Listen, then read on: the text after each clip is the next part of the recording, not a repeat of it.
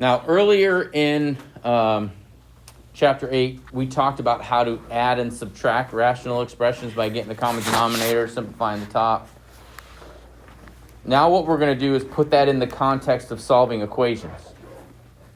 So a lot of those concepts, finding a common denominator, making sure all the denominators are included in the common denominator, that idea will prevail in this section.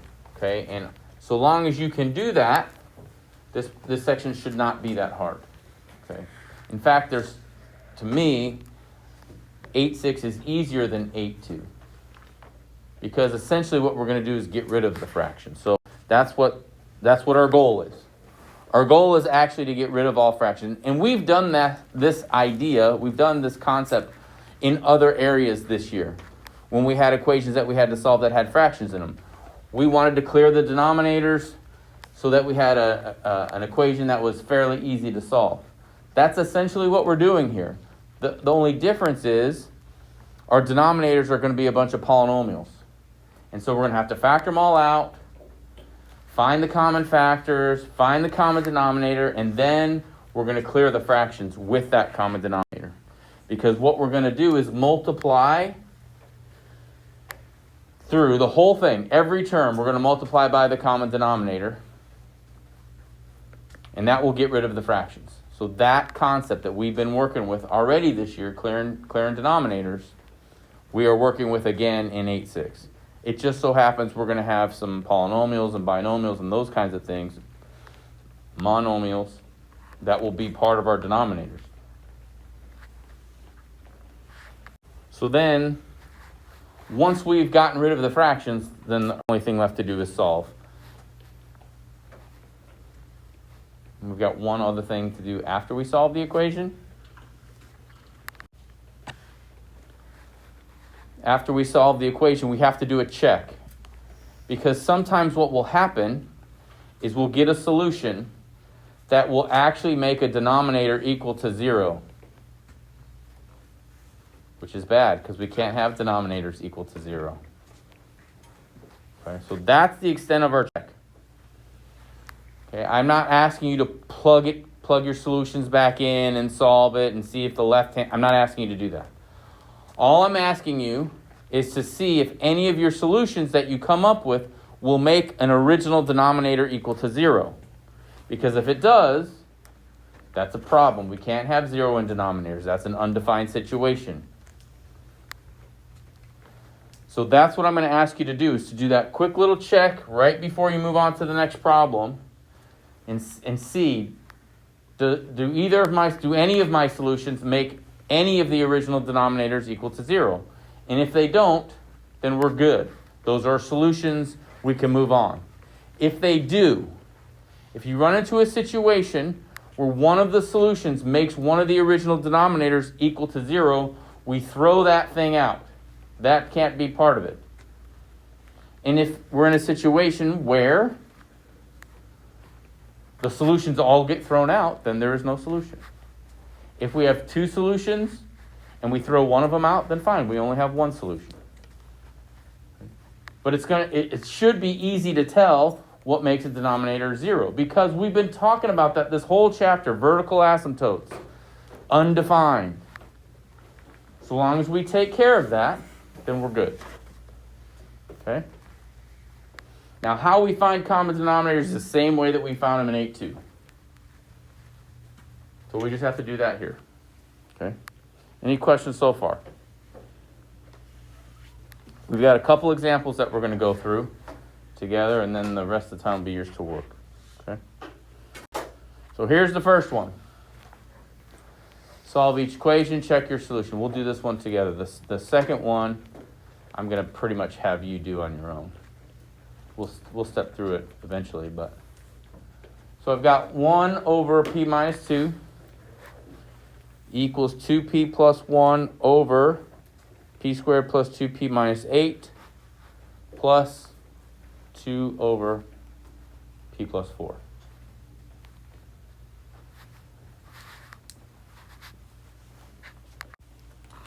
What do I need to do first here? Factor what? Okay, So yeah, we got to factor this. So do that. Factor that. P squared plus 2p minus 8. Now, one of the things you should start looking for is, hopefully you've noticed this by now. A lot of the times, the other denominators clue you in on what should happen when you factor. Because oftentimes, those other binomials get used in the trinomials. So in this case, does that work? Do I have a p minus 2 and a p plus 4 out of this? You bet. Okay, so that's good. And look for that. Does it always happen? Of course not. But a lot of times that happens. So if you're unsure about how to factor this, which, gosh, I hope we're not unsure about how to factor that by now. But if we were, or you needed a little hint, look around. A lot of times the hint is right there in the problem. Keep that in mind. Okay? Now I have to find the lowest common denominator. Now that everything is factored. So what does my lowest common denominator have to be? P minus 2 and p plus 4. That covers this one. That covers this one. It covers both of those.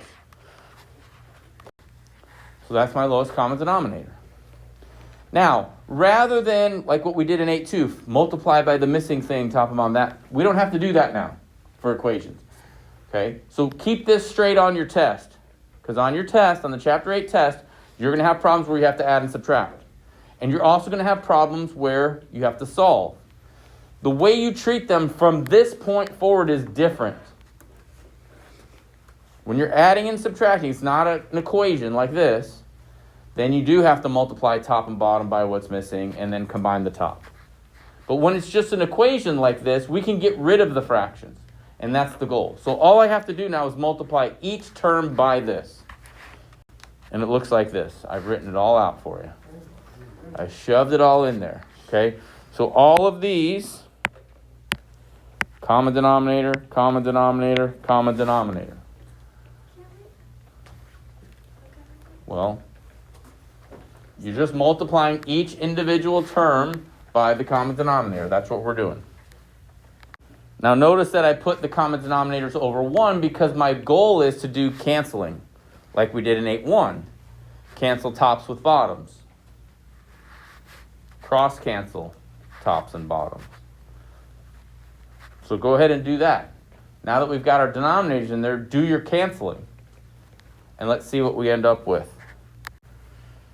Then after you do your canceling, you just have to write down everything that's left over. Okay? So over here, what's going to cancel? P minus 2's. What's going to cancel over here? Everything's going to cancel over here. And over here, just the p plus 4. So this is where I'm at. Okay? You can cancel all that stuff. Now notice I circled that p minus 2 times 2. Why do you think I did that? Yeah, you have to distribute that out. Going to multiply that out. What's left over here? P plus 4. What's left over here? And then what I circled over here. So I'm just going to write that down and multiply this out. So I got my p plus 4 left. I got my 2p plus 1. And then I distributed this. 2p minus 4. Finish this. Now solve for p. What does p equal?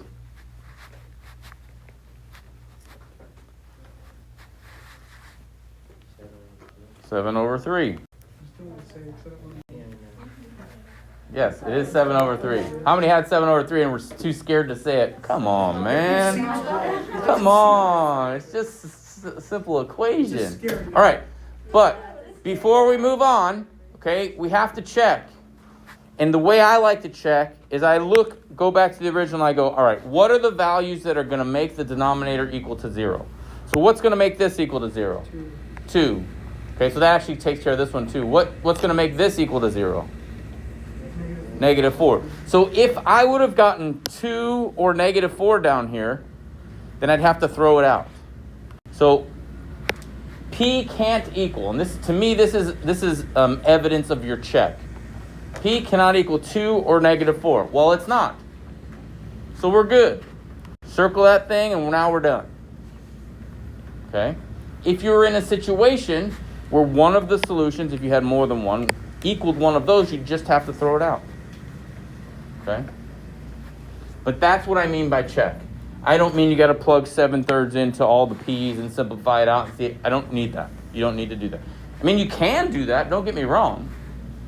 If you, especially like this was on a test and you had time, because Monday that's all we're doing is the test.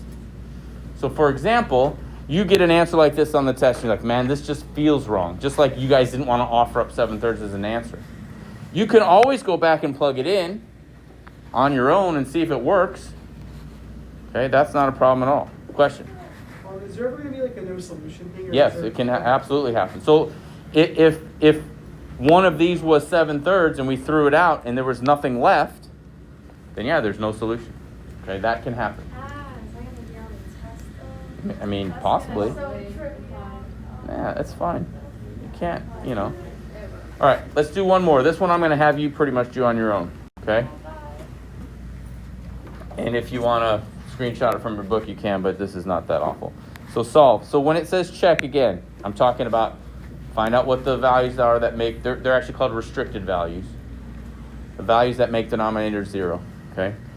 So go ahead and try to solve this one. 4 over x plus 3 plus 5, 6 equals 23/18. Okay. Actually, let's talk about the common denominator first. Okay, because here I've got loners and groups, right? I've got loners here, and I got a group here. So what's the common denominator for the loners? 18. Well, there's only one group. So what's my overall common denominator then? 18 times x plus 3. Okay, so there's my lowest common denominator. Took care of the loners, took care of the group. That covers all of them. So go ahead and finish it now. Some of you are asking me, and we'll get to that, but you end up with something like this, basically. And is that right? Yeah, that's one.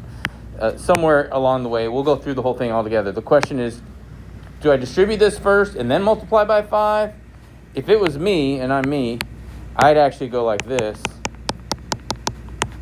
And so I only have to distribute once. To me, I don't want to distribute twice. That's just me. And you can do that because we can multiply. Commutative property of addition, or multiplication. Chapter 1. You can multiply numbers in any order. This is one number, second number, third number. So I can do that. This one, if you do get a weird fraction, you messed up. It should turn out nice. All right, so you're going to multiply through. Here's the first bunch of steps, okay? So I multiply through by the common denominator, and then I start doing my canceling. So once I start multiplying, I get 72 out of this. Again, this is the 15 times x plus 3. So 15x plus 45, and then over here I'm left with 23x plus 69. Okay, at this point, I need to simplify the left-hand side, make that a 117. Now I bring the x's to one side, the constants to the other. Should get 8x equals 48.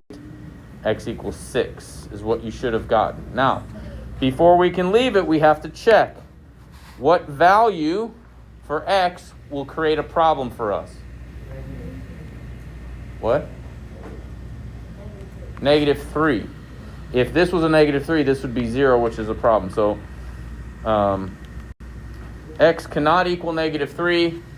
It isn't. Circle it, call it. Okay? How many got it right? Raise your hand. Very good. Okay? So that's what 8.6 is. Ties back a little bit to 8.2. Obviously gets away from from graphing that we've been working on.